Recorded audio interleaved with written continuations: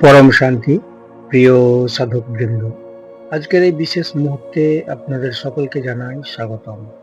আমরা এক অদ্ভুত পৃথিবীতে বাস করছি। সকাল থেকে রাত, রাত থেকে সকাল পর্যন্ত প্রতিনিয়ত আমরা এক অন্তহীন যুদ্ধে লিপ্ত। আমরা লড়াই করছি অফিসের প্রতিযোগিতার সাথে, আমরা লড়াই করছি অভাবের সাথে, আবার কখনো কখনো পাশের বাড়ির প্রতিবেশীর সঙ্গেও। কারণ আমরা ভাবি আমাদের সুখের পথে বাধা হয়ে দাঁড়িয়ে আছে ওই বাইরের মানুষগুলো বা বাইরের পরিস্থিতি। কিন্তু আজ আপনাদের একটু থামতে বলবো, একটু স্থির হয়ে বসুন, বুক ভরে একটি দীর্ঘশ্বাস নিন। একবার নিজেকে একটি প্রশ্ন করুন, জীবনের এতগুলো বছর যে পার করলেন, আপনার সবচেয়ে বেশি ক্ষতি আসলে কে করেছে? বাইরের কোনো শত্রু, নাকি আপনার ভেতরেই লুকিয়ে থাকা কোনো এক ছায়া শরীর? আমরা বাইরের শত্রুকে অনায়াসে চিনতে পারি, তাই সাবধান হতে পারি। কিন্তু শত্রু যখন ঘরের ভেতরে, অর্থাৎ আমাদের নিজের মনের ভেতরে থাকে, তখন তাকে চেনা সবচেয়ে কঠিন। আমাদের প্রাচীন শাস্ত্রে, বিশেষ করে মহাভারতে, একটি অত্যন্ত শক্তিশালী কথা বলা হয়েছে। শ্রীকৃষ্ণ অর্জুনকে বলেছিলেন যে এই মনই মানুষের শ্রেষ্ঠ বন্ধু, আবার এই মনই মানুষের পরম শত্রু। এখন প্রশ্ন জাগতে পারে, মন তো আমারই অংশ, সে আমার শত্রু হবে কেন? একটি উদাহরণ দিয়ে যদি বলি তো হয়তো পরিষ্কার হবে। মন হলো আগুনের মতো। আগুন দিয়ে যেমন রান্না করে ক্ষুধার্তের পেট ভরানো হয়, তেমনি সেই আগুনই আবার আস্ত একটা ঘর জ্বালিয়ে ছারখার করে দিতে পারে।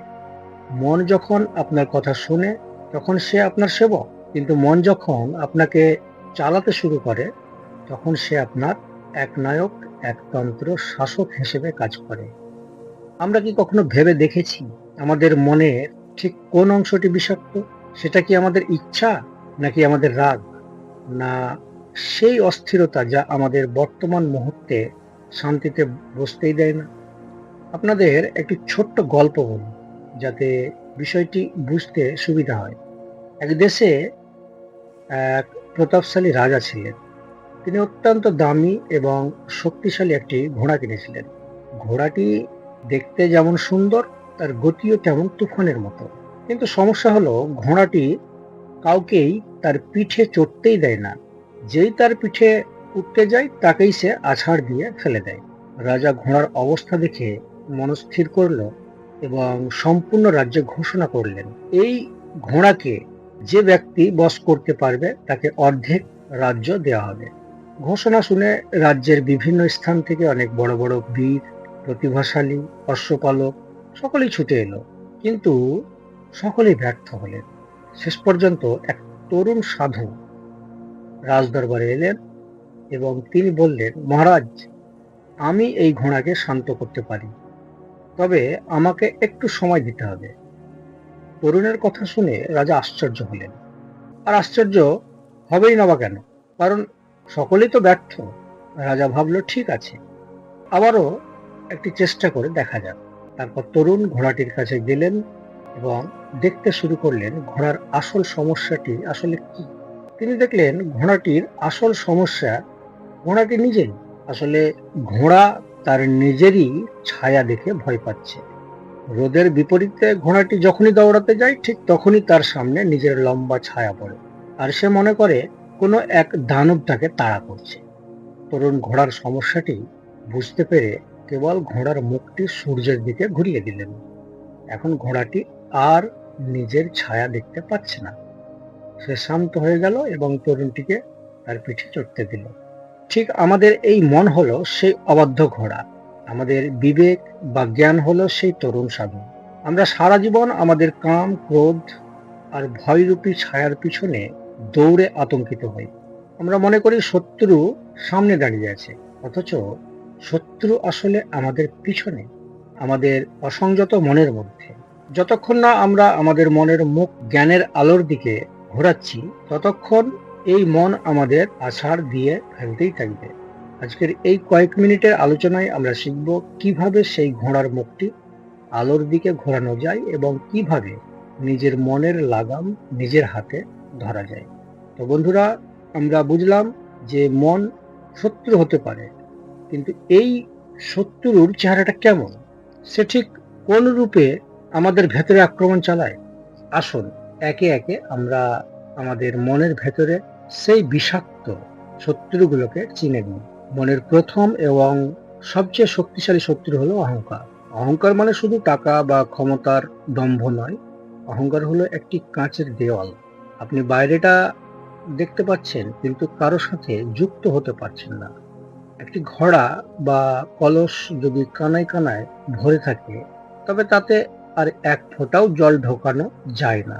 তেমনি যার মন অহংকারে পূর্ণ, সেখানে নতুন কোনো বা পরিশুদ্ধ চিন্তা প্রবেশের জায়গা পায় না। আমরা যখন বলি আমি সব জানি, ঠিক সেই মুহূর্তে আমাদের গ্রহণের পথ বন্ধ হয়ে যায়। এই আমি এই আমি ভাবটি আমাদের একা করে দেয়, আমাদের সম্পর্ক নষ্ট করে এবং আমাদের শেখার ক্ষমতা কেড়ে নেয়। মনে রাখবেন, কেবল খালি পাত্রই জল পূর্ণ করার সুযোগ পায়, অহংকারী মন নয়। আর দ্বিতীয় শত্রু হলো আমাদের লাগামহীন ইচ্ছা। আমরা মনে করি এটা পেলে আমি খুশি হব, ওটা পেলে আমি শান্ত হব, কিন্তু বাস্তব কি তাই? অসংযত ইচ্ছাগুলো একটি ফুটো পাত্রের মতো। আপনি সারাদিন সেই পাত্রে জল ঢালছেন, অর্থাৎ আপনার চাহিদা পূরণ করছেন, কিন্তু পাত্রটি কখনোই ভরছে না। আগুনের ওপর ঘি ঢাললে যেমন আগুন নেভে না, বরং আরো দাও দাও করে জ্বলে ওঠে, তেমনি মনকে তার সব চাহিদা দিয়ে শান্ত করা অসম্ভব। মন যখন বস্তুর গোলাম হয়ে যায়, তখন সে আপনার শান্তি কেড়ে নেয়। এই অতৃপ্তিই আপনার সবচেয়ে বড় শত্রু, যা আপনাকে কখনোই বর্তমান মুহূর্তে সুখী হতে দেয় না। আর তৃতীয় শত্রুটি যদি কথা বলি, তৃতীয় শত্রুটি খুব সূক্ষ্ম, তা হলো নেতিবাচকতা। আমরা সারাদিন নিজেদের মনের ভেতরে কি বলি? আমি পারবো না, লোকে কি বলবো, যদি সব খারাপ হয়ে যায়। সবসময় একটি নেগেটিভ থট মাইন্ডে ঘুরতেই থাকে। এক বৃদ্ধ তার নাতিকে বলছেন, দাদু ভাই, আমাদের সবার মনের ভেতরে দুটো নেকড়ে সারাক্ষণ লড়াই করে।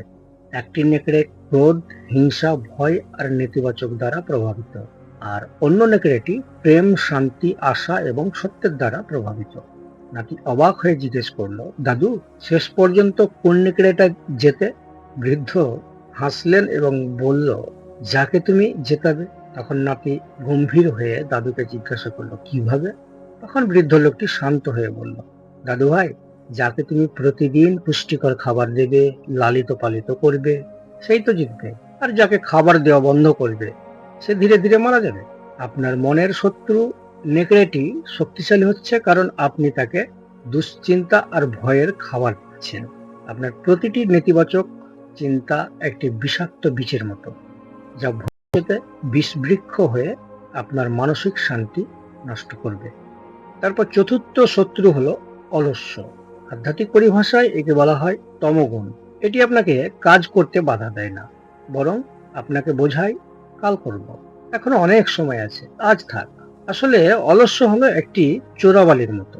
আপনি যখন এতে পা দিবেন, আপনি বুঝতেও পারবেন না যে আপনি ধীরে ধীরে তলিয়ে যাচ্ছেন। আর যখন আপনার চেতনা ফিরে আসে, তখন অনেকটা দেরি হয়ে যায়।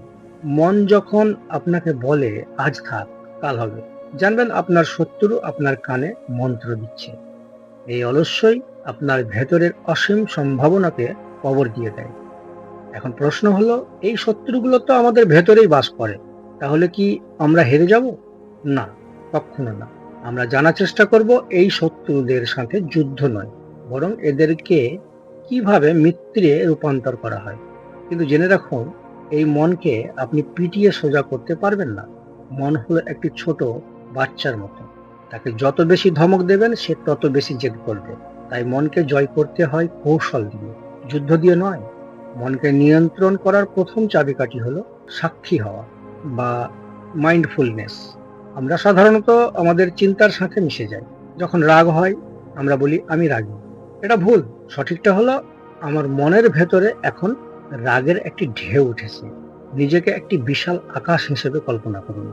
আর আপনার চিন্তাগুলো হলো ভেসে যাওয়া মেঘ। মেঘ কালো হতে পারে, সাদা হতে পারে, এমনকি ঝোড়ো হাওয়া বয়ে আনতে পারে, কিন্তু মেঘ কি আকাশকে নষ্ট করতে পারে? না, সে কখনোই সম্ভব নয়। মেঘ আসে এবং চলে যায়, আকাশ অপরিবর্তিত থাকে। যখনই মনে খারাপ চিন্তা আসবে নিজেকে বলুন, আমি এই চিন্তা নয়, আমি কেবল এর দর্শক।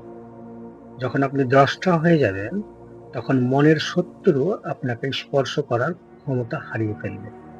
মন কেন শত্রু হয়ে ওঠে? কারণ সে বছরের পর বছর ধরে ভুল পথে চলার অভ্যাস করেছে।